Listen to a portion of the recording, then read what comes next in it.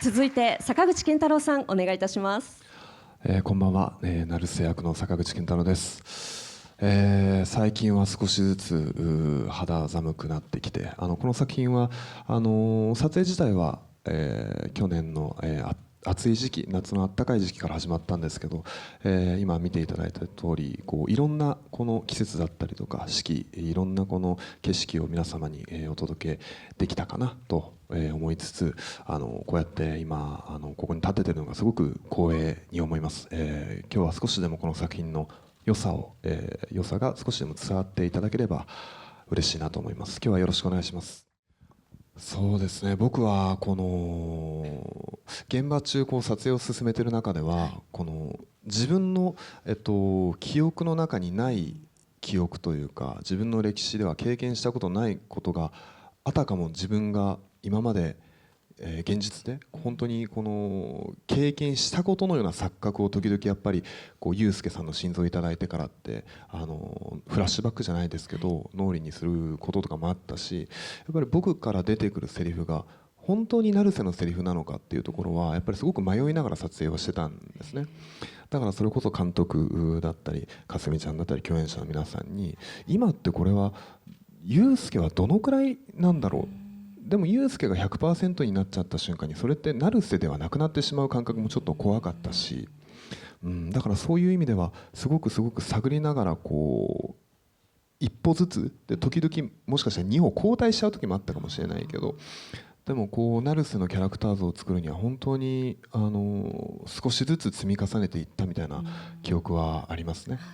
それは今回こういった経験は初めてでいらっしゃいますか？こういう役っていうことですか？こういった何か積み重ねていって一歩進んで二歩下がるみたいな。いや現場によってはそういう役作りというか作品の作り方をした経験もあったはあったんですけど、だけどそれってどこか一歩進んだ時にこれは正しいことをしてるっていう確固たるものがあったんです。でも今回で言うと何が正しいのかは分かんないし何が正解なのかも分かんないけど、きっとそれは正解なんだろうって自分の中に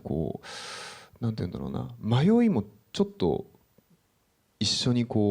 先シーンを作る上で迷いも一緒に抱えながらお芝居をしてたところもあったんで、だからそう考えると正直今自分が何が正解だったのか分からない部分もあるけど、でもそうやって迷ってること自体が成瀬にとっての正解だったんだろうなっていう感覚はどこか持ってましたね。そういったご経験を経て完成した作品をご覧になってどのようなお気持ちですか？なんかもう会えなくなってしまう人ってやっぱり皆さんその愛情っていうもの一つとってももうこれから会うことができないっていう経験は少なからずしたことがあると思うんです。なんかそれが僕は成瀬とユースケさんの脳感覚を通して表現することではあったんですけど、なんかちょっとだけその背中を押してあげられるような作品になったんだなっていうのは、思いましたね。さよならだけれどもなんか悲しい、決して悲しいという感じではないんですよね。そうですね。そこがなんかやっぱり今おっしゃったようなことなのかなっていうのをすごく私も感じました。はい。好きな人が他の誰かに惹かれたらあなたはどうしますか？というちょっとそれはちょっとファンの方はドキッとする質問ですね。でもその時の関係性によるんじゃないですかね。その自分とその自分が愛している人の身を引いてしまうだろうなって考える自分もいつつ、もう一度振り向いてもらえるように動くだろうなっていう自分もちょっと両方いるんですけど、でもどこか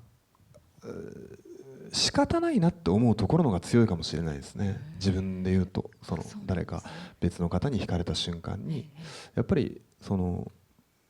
僕にはない何かすいません魅力みたいなものがきっとあったんだろうし、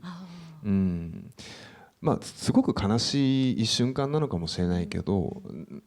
出会いも縁だと思うし、別れてしまうことも僕は縁があって別れるっていうこともあると思うんで、